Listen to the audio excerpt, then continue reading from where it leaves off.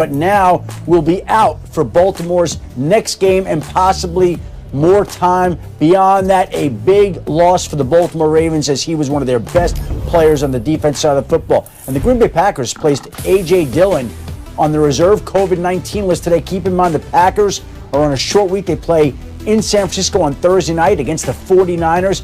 A.J. Dillon played yesterday, was around his offensive teammates in the huddle, was in the running back room. You wonder whether any Packers players also will be impacted by this before Thursday's game against the 49ers. We know the 49ers are shorthanded, and the Green Bay Packers also could be shorthanded as well. Yeah, we'll keep an eye on all of that. Thanks for that, Shefty. And let's move on here, guys. Some good teams losing in Week 8. Mina, let's start with the Titans. They lost to the Bengals. What did you see?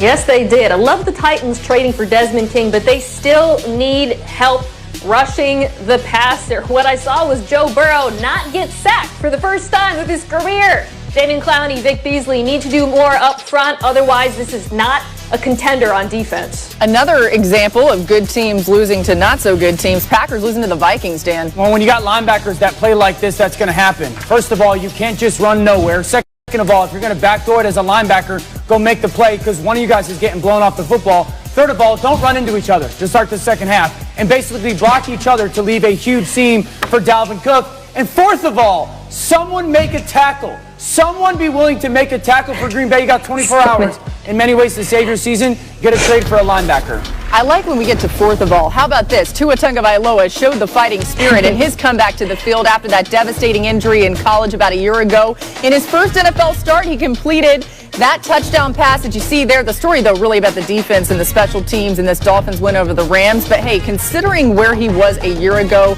remarkable moment for Tua Tagovailoa. Now, back to that first NFL touchdown, he found Devontae Parker with just 0.28 yards of separation. According to NFL Next Gen stats, that's the tightest window a QB has found a receiver for a touchdown this season, even ahead of Tom Brady and Mike Evans' connection in Week 5. Remember that?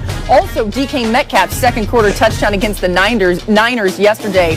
And then how about this as well? The Dolphins scored 4 different ways on Sunday. It was their first game with a passing, rushing, defensive, and special teams touchdown since 1993. Miami's defense pressured Jared Goff on 34% of his dropbacks, where he went 4 for 12 with 40 yards and an interception. And this Dolphins team has now won 4 of their last 5 games. Our Football Power Index believes they have a 39% chance to make the playoffs and a 15.3% chance, mind you, to win the AFC East. So 15.3% chance there, Marcus. But do you think the Dolphins will win the AFC East? Based on what I've recently seen, yes, Laura. And listen, when you can win in spite of, we all get enamored with offense and we talk about things that teams can do from a point scoring standpoint. But if you look throughout this season, they gave up 31 to the Bills and 31, I believe, to the Seattle Seahawks. But outside of that, this defense has been playing elite.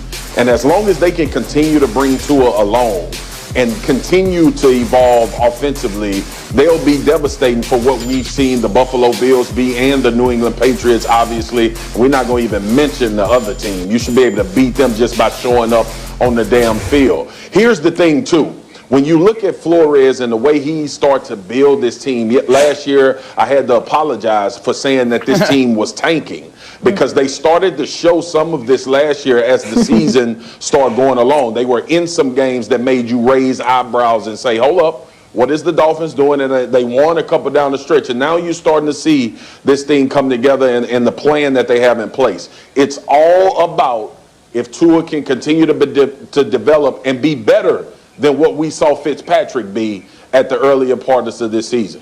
Yeah, Mina, to that point, I mean, it was the story last year. We're all like, oh, the Dolphins are tanking. They're tanking for Tua. They end up getting Tua anyway, despite really not tanking. But defensively, that was a big part of that tanking narrative. So what has Brian Flores done that's impressed you so much on the defensive side of the ball?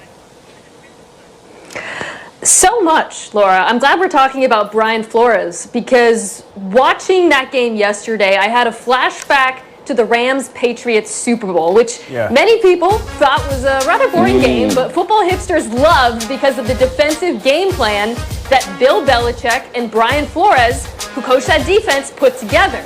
The Dolphins went out and hired him, and this Sunday, again against the Rams, he saw another brilliant defensive game plan. Okay, disguised coverages, exotic blitzes. They played a ton of cover zero, which the Rams seemed totally unprepared for. You remember that Christian Wilkins interception? That's when he dropped back into coverage. Jared Goff had no idea that was going to happen.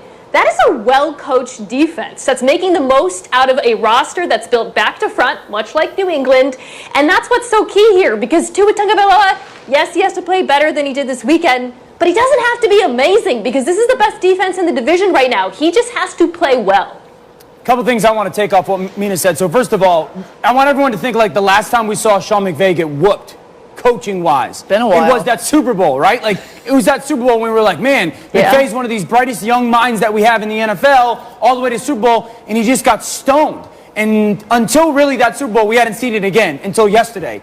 And the cover zero that Mina talks about, we've got to, like, people need to understand the intricacies of why that's such a difficult defense to coach, because you are so vulnerable to huge plays, like back-breaking, game-changing plays if you aren't coached well. Thankfully, someone drew a tank against a cover zero blitz last year with the Dolphins. Someone that I know. But Mina. The fact that it's so well coached and they operated so well tells you everything you need to know about that football team. They got a bunch of young talent. They're really well coached on defense. And if Tua plays well, this is a playoff team. Marcus, jump back in. And y'all, listen, great points by Mina and Dan. And then the third thing is personnel. If you think about the moves that this team made to get Van Noy and get Byron Jones, and Xavier Howard was already playing as an elite corner before they signed him and locked him up. Christian Wilkins up front is starting to develop into that Vince Wilforkish type situation that they had in New England when Flores was a part of that staff. He is building this defense in the image of some of the best defenses we've ever seen from a personnel standpoint. That's why you can play cover zero, because you got corners that can lock up man-to-man. Right.